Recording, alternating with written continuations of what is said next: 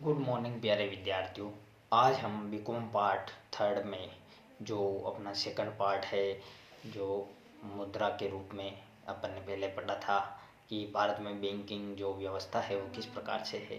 तो भारत में दो प्रकार से जो बैंकों में नोट छापने का काम किया जाता है, तो उसमें दो प्रकार के जो रखनी पड़ती है वस्तुएं, जिसमें एक तो धातु मुद्रा या उसके लिए स्वर्ण सोना रखा जाता है और एक विदेशी विनिमय रखा जाता है। तो स्वर्ण मान के रूप में अपन जानते हैं, जैसे सोना है, बहुमूल्य धातु है, हीरे रत्न इत्यादि।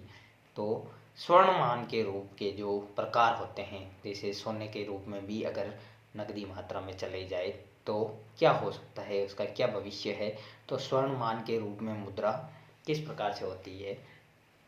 तो स्वर्ण मान के रूप में जो पुराने ज़माने में मुद्रा का उपयोग किया जाता था कि किसी न किसी तरीके से अपन उसको आसानी से वस्तु को प्राप्त कर सकें, इसके लिए सोने की मुद्रा का चलन होता था। लेकिन धीरे धीरे धीरे धीरे यह नगण्य हो गया और जो सोना है उसको बहुमूल्य धातु का रूप दे दिया गया। तो स्वर्ण मान के जो रूप या प्रकार होते हैं वह दो प्रकार के होते हैं। पहला है स्वर्ण चलमान, इसके बारे में आज अपन जानेंगे। स्वर्ण चलमान जो क्या होता है, और दूसरा होता है पिंडमान।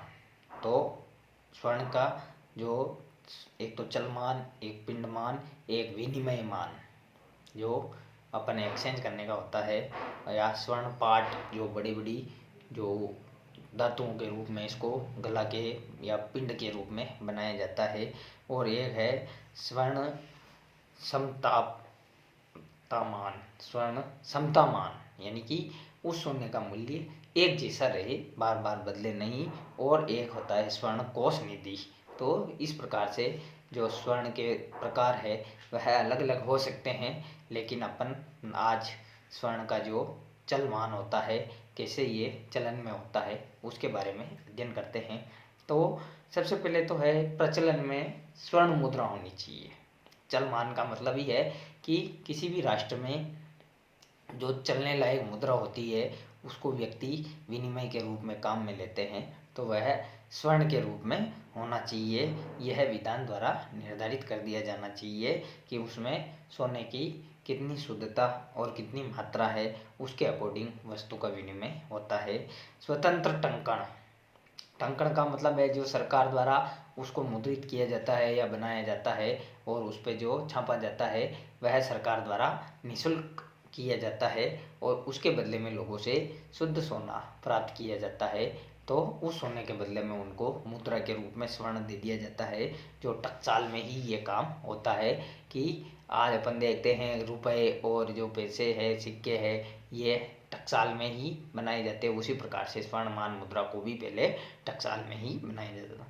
असीमित विधिग्राह्यता, यानी कि इसको सभी लोग इसको मतलब ले सके, विनिमय के रूप में अपना सके, इसकी असीमित विधिग्राह्यता होनी चाहिए, अन्यथा स्वर्ण मुद्रा का कोई मान नहीं रह जाएगा।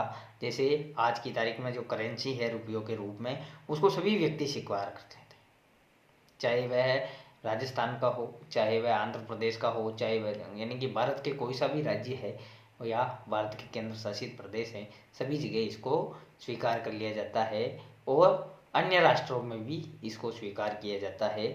तो एक तरीके से यह सर्वविधिग्राही है। इसी प्रकार से सोना भी सर्वविधिग्राही होता है, चाहे इसका कितना भी भुगतान हो। इसका आयात एवं निर्यात भी स्वतंत्र होता है। तो इसका आजकल तो बैन हो गया, लेकिन पुराने ज़माने में इसका आयात निर्यात बिल्कुल स्वतंत्र था, किसी प्रकार का कोई बैन नहीं था, तब ये चलन में था। लेकिन अब ये धीरे धीरे चलन में नहीं है, इसको केवल अपन रुपए के रूप में ही खरीद सकते हैं और बेच सकते हैं। तो ये एक तरीके से स्वर्ण आयात एवं निर्यात के लिए पूर्णतया स्वतंत्र था। सांकेतिक एवं सहायक मुद्रा में परिवर्तनशील, इसको अपन संकेत के रूप में या मतलब सहायक मुद्रा के रूप में इसको परिवर्तनशील कर सकते थे कि इतनी मात्रा में हम सोना रखते हैं और इस वस्तु को अपन ले लेते हैं। तो एक तरीके से संकेत होता कि हमारे को इतना अनाज चाहिए तो हम इतना सोना रख रहे हैं, हमारे को ये चीज़ चाहिए, जो भी चीज़, कपड़े लेने हैं, अनाज लेना है, घर में घरेलू उपयोगी वस्तुएं हैं, इनको खरीदने के लिए स्वर्ण मुद्रा को अपन उसमें रख सकते हैं। और नहीं तो उसको वर्तमान में जो करेंसी चल रही है उसमें उसको परिवर्तित करवा भी सकते हैं। स्वर्ण कोषों पर आधारित देश की चलन की जो मात्रा है, जो देश में जो कोई भी चीज़ का आकलन है वह स्वर्ण के रूप में ही किया जाता है। तो स्वर्ण मान का ये भी एक प्रकार है कि किसी न किसी तरीके से स्वर्ण कोषों को वहाँ पे रख करके आजकल जो मुद्रा मापते हैं वो भी इसी प्रकार से होता है। स्वर्ण का अत्यधिक महत्व, सोने का हर देश में अत्यधिक महत्व है, चाहे उसको गलाने में, चाहे उसको खरीदने बेचने में, चाहे उसकी किसी प्रकार की जो धातुएं हैं उसका रूप परिवर्तन करके गहनों के रूप में। तो इस प्रकार से यह व्यवसाय किया जा सकता है, इस पर किसी प्रकार का प्रतिबंध नहीं होता है। और यह संपूर्ण जो अर्थव्यवस्था होती है जिसका प्रमुख आधार भी होता है। अब है जो अपन जानते हैं कि जो स्वर्ण चलनमान होता है, जो स्वर्ण कैसे चलता है, स्वर्ण का क्या रूप होता है। तो यह एक तरीके से इसके गुण हैं कि स्वर्ण चलयमान के क्या क्या गुण हैं। तो उसमें सबसे पहला तो है मूल्यों में स्थिरता। जो सोना होता है, अगर जिस देश के पास ज़्यादा मात्रा में सोना है या जिस देश में स्वर्ण मुद्रा के जो कोष हैं वो अत्यधिक मात्रा में है, वहाँ पे मूल्यों में स्थिरता रहती है। आज की तारीख में जो विकसित देश है उनके मूल्य स्थिर हैं, क्योंकि उनके पास बहुत ही मात्रा में सोना है या विदेशी प्रतिभूतियाँ रखी हुई है। इस कारण से वहाँ पे वहाँ की करेंसी में किसी प्रकार का परिवर्तन नहीं होता है। लेकिन भारत जैसा देश जो ऋणी है आज की तारीख में काफ़ी मात्रा में, तो उसके मूल्यों में बार बार परिवर्तन होता है, क्योंकि स्वर्ण कोष जो स्थिर नहीं रह पाता है। इस कारण से अपने यहाँ पे मूल्यों में परिवर्तनता होती है। स्वयं संचालकता, सोने को किसी भी व्यक्ति द्वारा अस्वीकार नहीं किया जा सकता, इसकी खुद की संचालकता है। इसके लिए किसी को किसी प्रकार की कोई गारंटी देने की आवश्यकता नहीं पड़ती है। तो इसकी स्वयं संचालकता होती है। सरलता, इसको आप आसानी से कहीं पर भी बदला सकते हो, ले सकते हो, दे सकते हो। तो स्वर्ण चलयमान बिल्कुल आसान होता है। विनिमय दर का निर्धारण, सोने का जो भाव है वर्तमान में हो चाहे पहले का हो या आगे का हो, उसके अकॉर्डिंग उसका मूल्य निर्धारित करके उससे अपन कोई भी वस्तु का जो विनिमय है वो आसानी से कर सकते हैं। उसकी दर का निर्धारण करके उसके जो मूल्य के बदले जो मूल्य उसका जो धातु के वजन के बदले मूल्य मिलता है उससे अपन कोई भी वस्तु करें। जनता का विश्वास, मतलब सोने में सबसे ज़्यादा आज की तारीख में जनता का विश्वास है। एकदम जैसे इसकी लिक्विडिटी इतनी फास्ट है कि किसी भी समय इसको अपन नकद के रूप में परिवर्तित कर सकते हैं, किसी भी प्रकार की कोई मनाही नहीं होती है। आंतरिक एवं विदेशी व्यापार में वृद्धि, जिस देश के पास अगर जितना ज़्यादा सोना होगा उस देश के जो व्यापार है उसमें भी वृद्धि होगी और उसके बाजार घरेलू बाजारों में भी रौनक देखने को मिलेगी, उसकी विकास दर तीव्र होगी। तो आंतरिक एवं घरेलू बाजारों में भी इसमें वृद्धि होती है और व्यापार और रोजगार तीव्र गति से मिलते हैं। ये तो थे इसके प्रमुख गुण। अब अपन स्वर्णमान जो चलन में होता है उसके दोष भी है कुछ, उन दोषों के बारे में पढ़ते हैं। सबसे पहले तो है मितव्ययिता का अभाव, यानी कि इसमें अगर अपन जैसे ही इसका रूप परिवर्तन करवाते हैं पैसा एकत्रित हो जाता है तो वो पैसा धीरे धीरे खर्च हो जाता है। जबकि जब तक सोना अगर अपने पास पड़ा रहेगा तो अपने खर्चा नहीं होगा।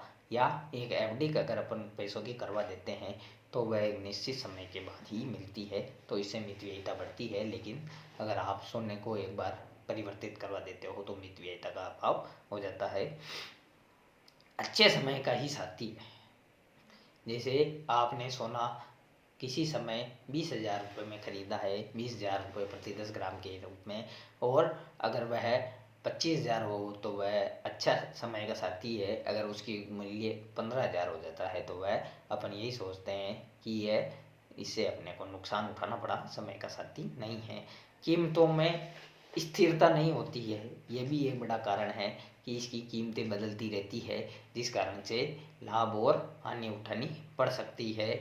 सहयोग का अभाव, इसमें सहयोग की मात्रा नहीं होती है, यह केवल उसी समय स्वीकार कर लिया जाता है जिस समय सामने वाले पक्षकार के पास पैसा हो, अन्यथा इसमें स्थिरता नहीं होने के कारण से भी नुकसान उठाना पड़ता है।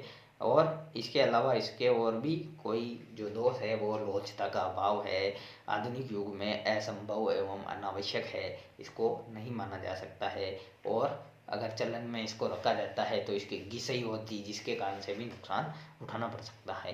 तो यह स्वर्ण चलयमान के प्रमुख गुण और एवं दोष थे।